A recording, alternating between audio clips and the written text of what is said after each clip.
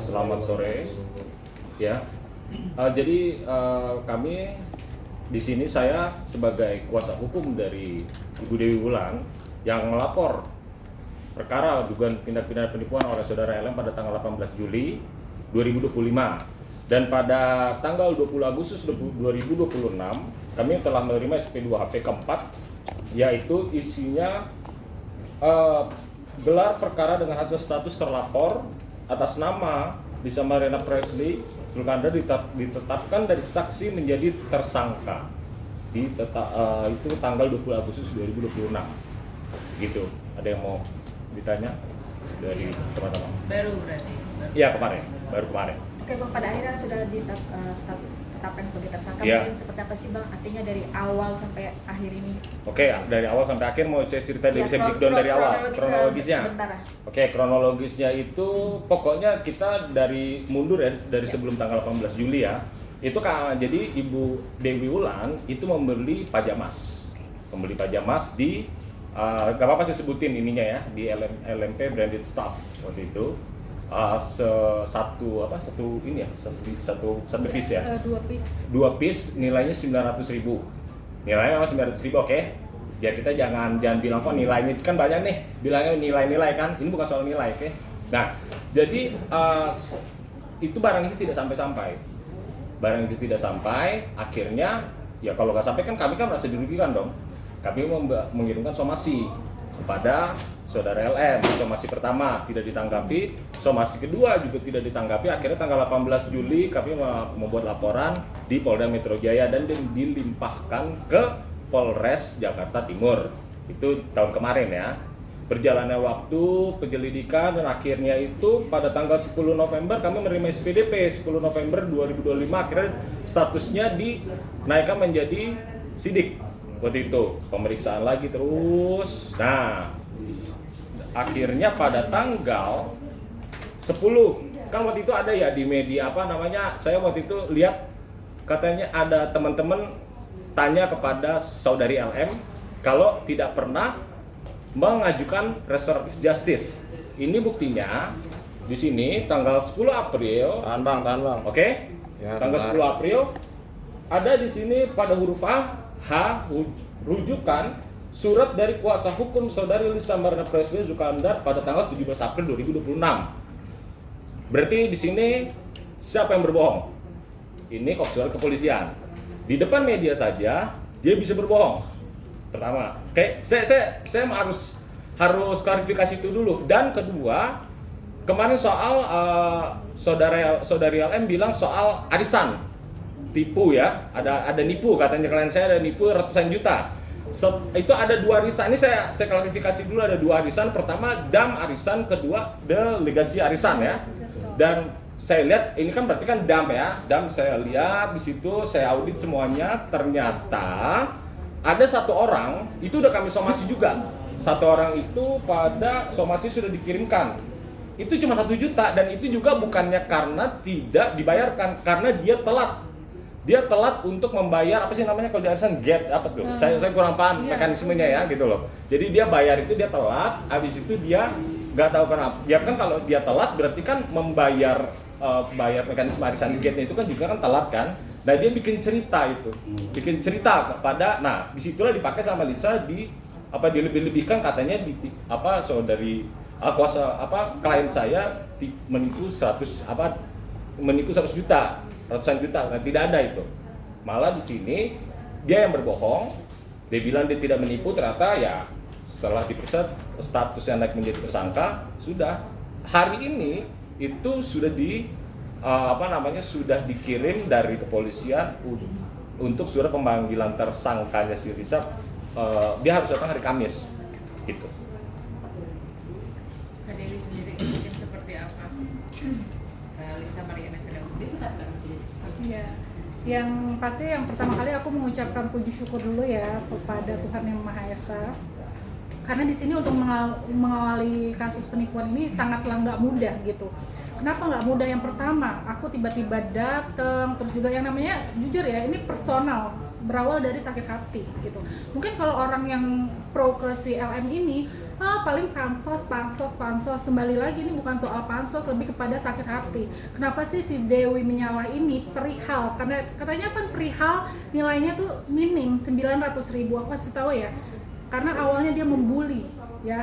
Awalnya dia minjem uang aku, ya. Kalau peminjaman itu kan perdata, masuknya aku tahu, ya. Karena aku juga kan tahu lah untuk sedikit-sedikit belajar tentang KUHP gitu. Dia minjem uangku, pertama aku pinjemin 10 juta. Aku pinjemin 10 juta, dia tahu nih kalau seperti ini tuh perdata yang mana ketika aku nagih dia terus entar besok ketika aku udah geram naikin story untuk pertama kalinya, dia langsung bayar, seakan-akan udah nggak akan terjadi yang namanya LP. Ya udah, setelah itu ya, tapi kembali lagi karena aku baik sama dia, aku pinjemin 10 juta, aku jadikan dia brand ambassador itu aku nggak mau jadiin dia brand ambassador, lebih kepada dia menawarkan, Kak Dewi kalau misalnya aku jadi brand ambassador, waktu itu nih asal netizen tahu ya, aku ibaratnya dedongkotnya orang yang pertama kali ditipu. Mungkin kalau nggak ada Dewi Menyala ya, nggak mungkin ya kasus penipuannya ini naik dan orang-orang jadi tahu dia penipu gitu loh. Harusnya kalian ini netizen berterima kasih gitu, karena ketika ada LP Dewi Menyala, LDP Dewi Menyala ini menyerang personal dia, ngasih tahu kalau dia modus nih, dia tuh penipu. Kalau nggak ada Dewi Menyala apa iya ya dia ini, maksudnya netizen Indonesia tahu kalau dia seorang penipu kan gitu. Jadi ini lebih kepada real personal ya, dan di sini dia membuli keluargaku. Dia bilang katanya, si Dewi ini nggak ada apa-apanya, meremehkan usahaku. Si Dewi ini bukan seorang pengusaha, yang mana ketika dia bilang si Dewi bukan pengusaha, si Dewi ini sekarang logika, masa dia yang begitu, gue yang disangka gue begini, giliran gue tunjukin untuk orderan gue untuk e-commerce itu kan nggak bisa ditipu-tipu, nggak bisa dibuat pakai AI. E-commerce itu gue di 2018 gue udah menyala loh, gue dalam setahun gue ini loh, tapi kan emang mulut dia ini brengsek gitu loh. Dan asal kalian tahu ya para wartawan, udah banyak kasus pembulian, endingnya apa? Bikin mental orang down, bikin orang meninggal, ya kan? Jadi di sini lebih kepada memang personal, tapi dari yang awalnya dia membuli bersama teman-temannya dia yang selevel sama dia, endingnya apa? Jadilah trauma, beban mental. Aku 2 tahun loh trauma atas permasalahan aku yang sebelumnya. Tapi giliran gue trauma, gue dibikin trauma lagi nih sama si Gun ini gitu loh. Jadi ya udah, aku buktikan, oh memang nominalnya sekian, only 900.000, tapi nggak bisa untuk diremehkan. 900.000 tapi korbannya banyak, dikalkulasi itu udah masuknya kategori penipuan. Katanya kalian mau negara Indonesia ini menjadi negara yang nggak ada yang namanya, mohon maaf ya, maling ya, penipuan. Tapi kalian, mohon maaf ya, menjunjung penipu itu gimana maksudnya gitu loh. Kalian minta pemerintah untuk bertindak tegas, tapi kalian secara, ya mohon maaf ya, netizen Indonesia, kalian gimana? Masa yang begini kalian support, yang begini kalian naikin panggung, yang kayak gini nggak kalian boykot? Tolonglah cancel kulturnya gitu loh. Tapi cukup puas Kak dengan akhirnya sekian lama perjalanan laporan Kakak akhirnya jadi tersangka? Ya aku cukup puas ya, karena yang pertama aku juga kan orangnya suka mengkritik ya, karena kembali lagi aku ini seorang entrepreneur dan aku ini bayar pajak ya. Kalau orang bayar pajak, kita disuruh bayar pajak untuk pajak naik terus, sementara aku melihat di sini, mohon maaf ya, rakyatnya kasihan gitu loh. Kasihannya apa? Yang enak ya atas aja ya, hukum tumpul untuk ke atas, ke bawahnya gitu. Ketemu juga si LM bilang bahwa katanya uangnya tuh sebenarnya dibalikin, bahkan lebih lagi ke kakak. Gimana tuh Kak? Bener nggak sih? Dibalikin yang gimana? Dibalikin maksudnya uang yang 900.000 itu katanya udah dipulangin. Jadi perlu dijelaskan? Nggak apa-apa ya kita jelaskan ya? Mau dijelaskan? Iya, Boleh. apa? Jadi pada tanggal berapa itu memang kemarin ada transfer, tidak tahu dari mana, atas namanya itu LISA ... Ini kan kayaknya terlapor nih, ya kan? Nah, mungkin menurut dia setelah dikembalikan pidananya hapus, begitu. Maunya dia kan begitu. Karena kan hukum nggak kayak begitu. Apakah ada dasar pembenarnya? Jadi dia kirim 1 juta, habis itu hapus pidananya. Enak banget dong. Jadi begini, uang itu sudah kami serahkan kepada penyidik sebagai alat bukti. gitu loh.